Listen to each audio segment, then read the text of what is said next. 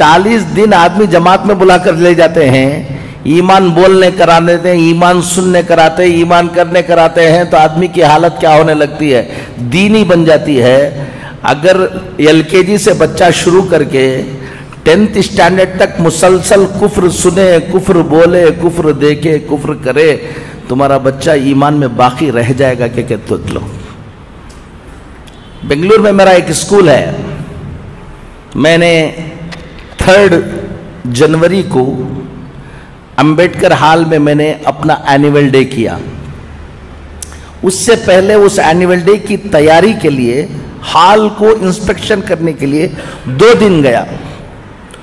उससे पहले 2 दिन पहले 2 तारीख को भी एक स्कूल का फंक्शन हो रहा था, एनुअल डे हो रहा था। 1 तारीख को भी एक स्कूल का एनुअल डे हो रहा था। मैं देखने के लिए अंदर गया, 90% मुसलमान बच्चे बुर्का ओढ़कर ऑडियंस अपने बच्चों को देखने के लिए आए हैं और वहां पर पूजा कर रहे हैं बच्चे और हमारे पेरेंट तालियां मार रहे हैं।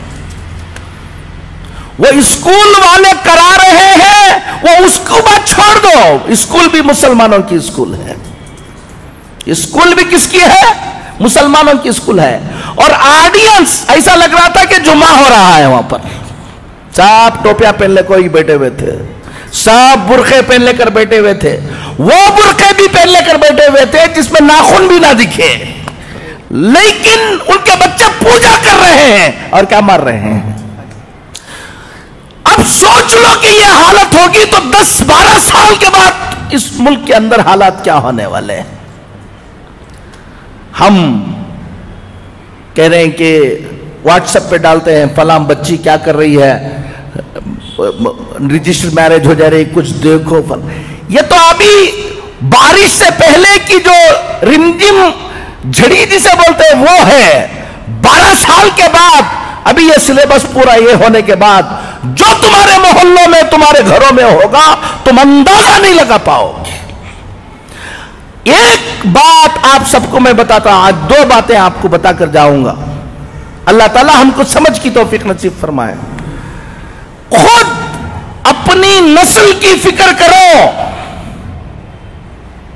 अपने बच्चों की फिक्र करो, डॉक्टर बनो। मैं 56 स्कूल चलाता हूं अल्हम्दुलिल्लाह पूरे हिंदुस्तान में, ताकि हमारे बच्चे डॉक्टर बने, इंजीनियर बने, मॉडर्न एजुकेशन में आगे आए। मैं उसका दाई हूं। मैं कह रहा हूं आपको, सिर्फ डॉक्टर, सिर्फ इंजीनियर ये तुम्हारी फिक्र है तो याद रख लेना, डॉक्टर तो उन्हें बन जाएगा, ईमान में बाकी नहीं रहेगा, खून के आंसू रोना पड़ेगा। वो इंजीनियर तो बन जाएगा। एक बच्ची एक गैर मुस्लिम के पीछे भाग गई। वो लोग पूरे मिलकर मेरे पास आए और आकर कहने लगे कि मौलाना हम फला हैं, फला हैं। रो रहे थे, दुख से बिलबिला रहे थे। हमारी बच्ची गैर मुस्लिम के साथ शादी कर ले रही है, क्या करना, कोई हल बताइए आप। और मैंने कहा कि कौन सी स्कूल में पढ़ाया है तुमने, तो स्कूल बताया उन्होंने, वो स्कूल जहां कुफ्र ही कुफ्र है। अब वो जोश में आकर उनके बाप ने मुझसे कहा, हजरत मेरा बस चल जाए तो मेरी बच्ची को मैं कत्ल कर दूं।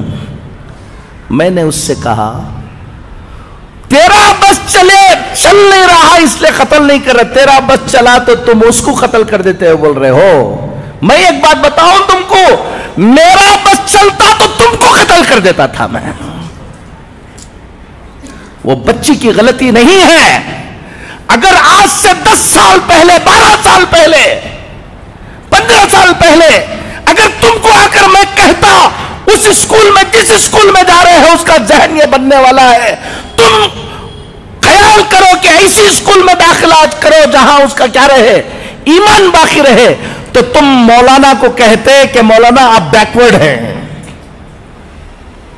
तुम बहुत फॉरवर्ड बन रहे थे ना, ले लो। आपको बता रहा हूं, दीनदार घरों के बच्चे ईमान में बाकी रहना। अलीगढ़ गया था मैं, हजरत मौलाना हकीम कलीमुद्दीन साहब दामत बरकातुहुम, अल्लाह उनकी उम्र को दराज फरमाए, वहां गया। वहां बैठा हुआ था, एक साहब आए, बड़े दीनदार। कहा कि हजरत आपको यहां से जाने के वक्त एक आधा घंटे के लिए हमारे घर आना है। कहा क्या बात है? एक लड़की गैर मुस्लिम हो गई है, बहुत दिन, वो जाकर दूसरे से क्या हो गई है, शादी हो गई, बहुत दिनों के बाद, समझाने के बाद, 2 साल के बाद उसको बुला के लेकर आए। आपकी जबान से कुछ बोल देंगे तो इंशाल्लाह। हमारे घर में हमेशा इज्तिमा होता है, सब होता है, उस बच्ची को बुला के ले आए। मैं समझा हमेशा घर में इज्तिमा होता है, सब होता है, तो किसी और की बच्ची होगी, बुला के ले आए होंगे। अब मैं गया, बच्ची सामने बैठी हुई थी और बात करने के लिए कहा। मैंने कहा कि तुम छोड़ दो, मैं बात कर लूंगा इसको। अब अंदर जाने के बाद कहा कि ये किसकी बच्ची है? कहा कि किसी और की बच्ची नहीं मौलाना, ये हमारी बच्ची है। हर हफ्ता क्या होता है? इज्तिमा होता है, दीनदार हैं, सब कुछ है, उनकी बच्ची नहीं। मैंने कहा कि बेटा तुम कहां पढ़े? कहा गुरुकुल में पढ़े हजरत हम। मैंने कहा कि अलीगढ़ में तुमको और कोई स्कूल नहीं मिली? गुरुकुल में पढ़ाया। कितने बच्चे थे? पूरा गुरुकुल कुफ्र सिखाता है, इसी काम के लिए बनाया गया है। अब आप अपनी बच्ची को डॉक्टर बनाने का जज्बा, आप बच्ची को भेज रहे हैं, देख नहीं रहे हैं, और अच्छे मार्क्स आ रहे हैं, ये आ रहे हैं, ये सब देख रहे हैं। मैंने कहा कितनी और मुसलमान बच्चियां थी वहां पर? कहा कि हम लोग एक 6-7 बच्चियां थी। क्या क्या प्रोग्राम होते थे, क्या क्या, अब पूरा बताया। मैंने उनको बुलाकर बताया, हफ्ते में 1 मर्तबा तुम घर में बिठाकर उस बच्ची को इज्तिमा सुना रहे थे, और सुबह को उठे तो शाम तक वो कुफ्र सुना रहे थे। तुम्हारे कुफ्र, उस कुफ्र का असर होगा या तुम्हारी तालीम का असर होगा। एक बात जिम्मेदारों को कहता हूं, अपने अपने इलाके के अंदर ट्यूशन सेंटर शुरू करो। बच्चे स्कूलों को जाएं, ट्यूशन को आए, और ट्यूशन को आकर जो ट्यूशन पढ़ाने के वक्त जो किताबों के अंदर कुफ्र लिखा हुआ है, ट्यूशन भी पढ़ाए और कुफ्र को क्लैरिफाई भी करे हमारे टीचर्स। इससे बच्चों के ईमान की हिफाजत होगी। दूसरी, मकतब के निजाम को क्या करो? मजबूत करो। पहले वाजिब था तो अब फर्ज है।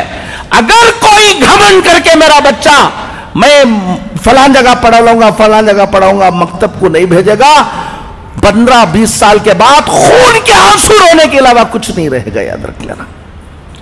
एक बात तो सबसे अहम इस वक्त यह है कि अपने बच्चों के ईमान की हिफाजत की फिक्रें करो, मेहनतें करो। टाइम कम है, सोचेंगे नहीं। अपने अपने सब लोग अल्हम्दुलिल्लाह, अभी असर यह है कि एक तरफ यह फितना है, लेकिन मुसलमानों में भी बड़ी बेदारी है। हम पूरे हिंदुस्तान में जाते हैं, हर मुसलमान चाहता है कि कुछ ना कुछ हम दीन के लिए करें। खामोशी के साथ काम करने वालों की एक बड़ी तादाद अभी पैदा हो गई जो क्या कर रहे हैं? काम कर रहे हैं। आपको भी, नौजवानों को कहता हूं, सबको कहता हूं, अपना वक्त और अपना पैसा, अपनी दौलत, थोड़ा सा पेट पर पत्थर बांध लो, लेकिन अपनी इस आने वाली नस्ल की हिफाजत की मेहनत में लगाओ।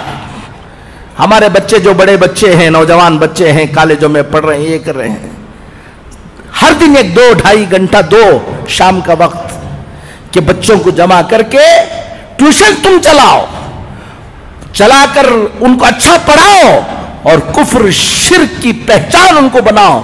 अगर तुम 1-2 घंटे अपने इन मिल्लत की हिफाजत के लिए नहीं दे सकते तो कहीं चाय पी लेकर कौम की हालत पर गुफ्तगू करने का तुमको कोई हक नहीं है। तैयार बैठो तबाही और बर्बादी के लिए।